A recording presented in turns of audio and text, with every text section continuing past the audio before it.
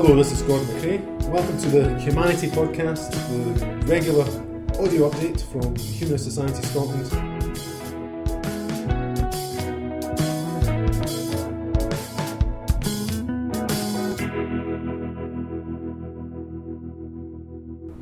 In this episode, we chat to well-known writer, professor and humanist A.C. Grayling, and hear from our Chief Exec Gordon MacRae about this year's historic kirking of the Parliament.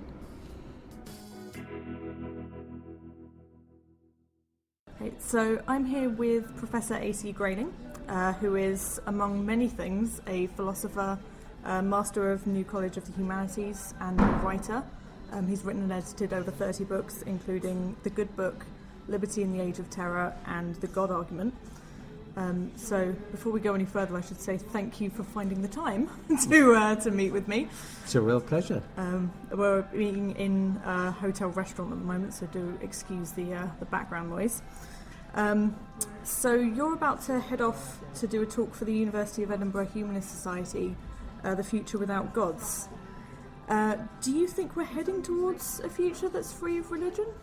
If we survive this very difficult time now, because of course the quarrel between people who have a religious outlook and those who don't, and indeed the quarrel among people who do have a religious commitment, because most of the violence in the world today is Muslim on Muslim violence. It's a terrible tragedy really for the Islamic world, which we see unfolding before us now, even though we speak, just in the immediate aftermath of another terrorist attack in Europe, in Brussels, and so we get blow-bys from this awful tragedy which is unfolding. But I think if we can survive this time, I do see a future in which religion plays much, much less of a role in social life, in public policy matters, and in personal lives. Because despite appearances, religion is in decline. And this may seem a very paradoxical thing to say, but I think the phenomenon that we're witnessing with the apparent upsurge in religious violence and religious commitment and religious discourse is really the sound of a cornered animal fighting its last.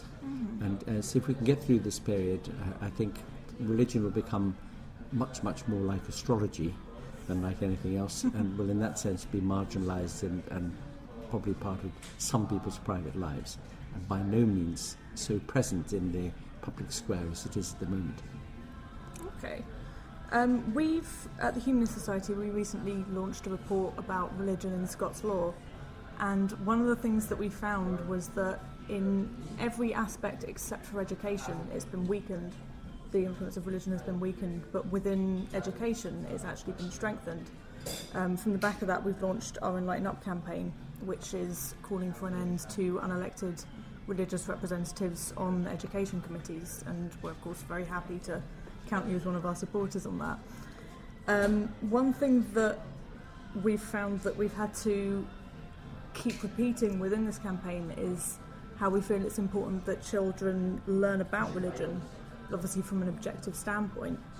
How important do you think comprehensive religious education is within a growing secular society? Well, firstly, I think you're absolutely right. I very, very strongly support the campaign that you're running up here, and I think it should be much more general throughout the United Kingdom to try to diminish the role of religion in education.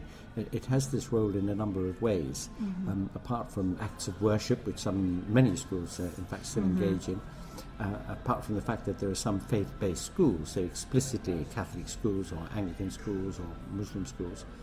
It's also a requirement that there be religious education. Once upon a time it was called religious instruction, you may remember.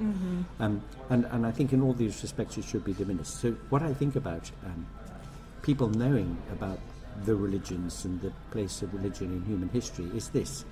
We should replace religious education with the history of ideas. And if we were to tell the story of the development of ideas from the mythologies, all the religions, the philosophies, the rise of science, I think we would put religion into perspective. It would be seen as one strand in a much, much more complex story, having its place and its role really in a somewhat earlier phase in the development and maturation of human thought.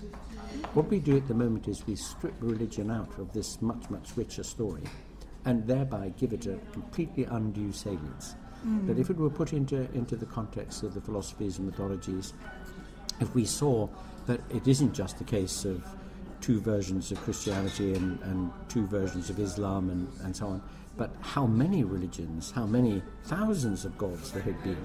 And if we saw how, as human beings have become more knowledgeable about the world and have come to recognize the diversity of opinions, so, especially in the Western world, of course, the practical influence on public policy and scientific research, general thought and culture of religion has diminished dramatically. And that, I think, would be a very salutary lesson. So we've had a fantastic positive response to the campaign, which is fantastic, not only from people like yourself, but from the general public, which has been really heartening. Obviously, any campaign that involves religion, particularly one that lives on the internet like this one does, we're going to get a few negative comments. One that I've noticed come up more often is this idea that morality comes from religion, and you can't have morality without having a religious belief of some sort. What would you say to that? Well, I mean, concept? that piece of arrant nonsense really has to be combated as robustly as possible.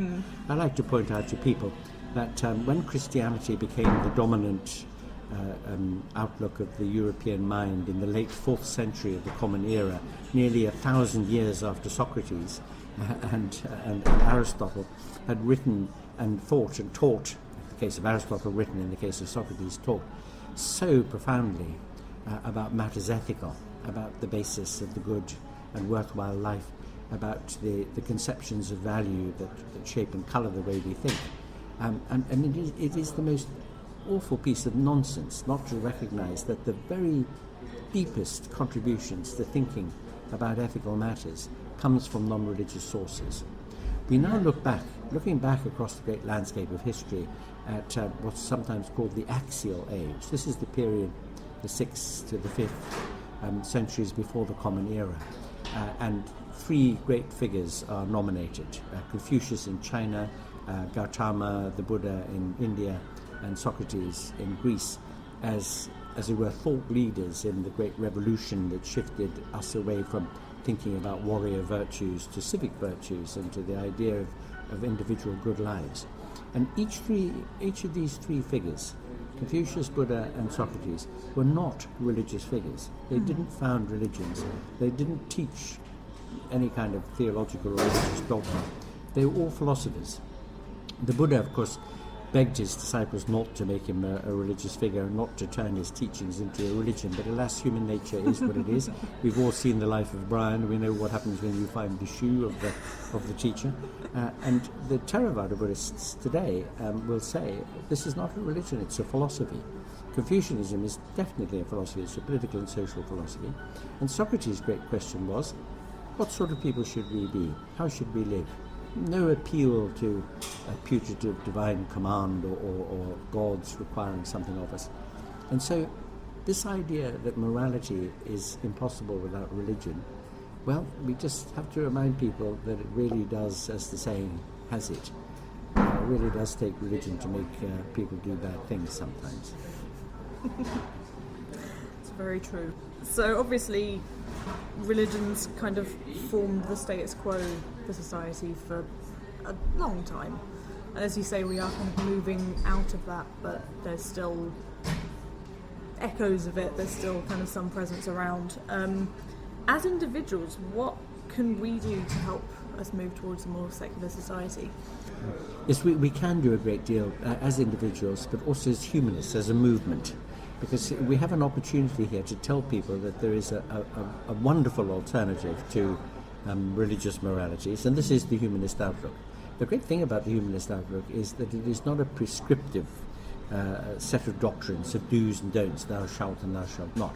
There's only one thing that we prescriptive about, and that is that we tell people to think for themselves. Think for yourself, take responsibility, work things out for yourself, especially about how you're going to relate to other people, because we know that human relationships lie at the very heart of our lives and our best kind of lives. What humanism does ask us to do is to view our fellow human beings in a certain way, that is, in a generous and sympathetic way. Because even though we share a great deal in common, and what we share in common enables us, for example, to think in terms of human rights and so on. You know, none of us like to be shut up in prison or deprived of our rights, or cold or hungry or lonely. But we're also very, very diverse. And the things that interest you and the things that make your life feel good to live may be very different from things that interest me and have that effect on me. You know, it's now a commonplace, but it is a deeply, deeply important one, that meaning and purpose in our lives is something that we must each of us individually create. So there are as many meaningful and good lives as there are people to seek them or to create them. And that is the message of humanism. You have the responsibility to make your life a good and flourishing one. You have a responsibility to think about how you're to relate to others, and when you do think about others, try to do it generously and sympathetically, because it's not always easy to be human, and you know, to be kind. I suppose ultimately, humanism is an ethics of kindness. Try to be a good person. Yes. And perhaps consider joining the Humanist Society The of Humanist Scotland. Society, yes, I would recommend that very strongly. Yes. And just to round things off, when did you realise that you're a humanist? Well, I mean, I was brought up very fortunately in a non-religious household, and encountered religion in the form of Catholics and Jews and Protestants and, you know, people with weird ideas when I went to school. They always slightly puzzled me and interested me. I did make a study of religion, and in particular Christianity, at a certain point, to try to work out what it was all about. And that the more I looked into it, the less plausible it seemed. I mean, after all, if you present the Christian story, which, by the way, is no different from any mythological story, you know, God makes maiden pregnant, she gives birth to an heroic figure and so on. This is all the way through Greek mythology. Zeus is always making mortal maidens pregnant, and they're giving birth to heroes who go to the underworld and come out again and join him on Olympus or in heaven. And so the more one looks at it, the less plausible it is, the more surprising and troubling it is, therefore, that people are captured by these myths, and their lives in some cases are deeply distorted by them because they try to live by them. So when I was a student of philosophy and came to realize that humanism, in the sort of small h sense, that is, an ethical outlook which is based on our best understanding of human nature and the human condition, actually traces itself back to the Socratic debate, back to the ethical debate in classical antiquity. And maybe the great document of humanism is Aristotle's Nicomachean Ethics. And as I said earlier, this really does predate Christianity by nearly 1,000 years, which is such a nonsense to say that religion somehow has a monopoly on morality. They try to claim that, but what they want you to do is to live, act, believe and behave in ways that in far too many respects cut across the grain of human nature. And we're not, naturally given to chastity or to self-denial or to self-flagellation or whatever it is required of us by religious observance. And humanism is a much, much more sympathetic view about how we should work at ourselves, really, to make ourselves live honourably, and how we can be rather careful in our attitude to other people, careful, that is to say, to care about other people and to be interested in them, because they are our brothers and sisters in the human story, and we are social animals, and we need one another. We need to love and be loved, and to have friends and to be part of a community. And so to think about the best ways to doing this while respecting individuality of others, that I think is something that lies at the very core of the Humanist Outlook. It's a very good outlook. And we ought to be out there telling people about it, because this is something which could apply to everybody in the world. It could bring people together, and it could also remind us of our duties to our neighbours too. Well, AC Grayling, thank you very much. It's my pleasure. Lovely to meet you. You too. So this year, for the first year ever, humanists were invited to participate in the kirking of the Parliament modern tradition, invented only a few years ago, that marks the beginning of the new term of a Scottish Parliament. But coming just a few weeks after the Scottish Household Survey shows that Scotland is now a majority non-religious society, it felt right to us that we take up the offer of participating, but felt it was right to think hard about what we wanted to say. So I selected the poem Being a Human Being by Tom Leonard, which was originally written for the instalment of Mordecai Vanunu as rector of the University of Glasgow. Mordecai was the Israeli Secret Service officer who exposed the existence of nuclear weapons in Israel, and was taken prisoner in Europe and taken back to Israel many years ago. But this poem speaks to a bigger idea of who we are as people and our common humanity. And it goes like this.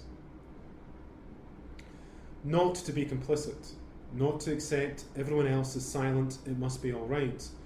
Not to keep one's mouth shut to hold on to one's job. Not to accept public language as cover and decoy. Not to put friends and family before the rest of the world. Not to say, I am wrong, when you know the government is wrong. Not to be just a bot's behaviour pattern, to accept the moment and fact of choice. I am a human being and I exist. A human being and a citizen of the world, responsible to that world and responsible for that world.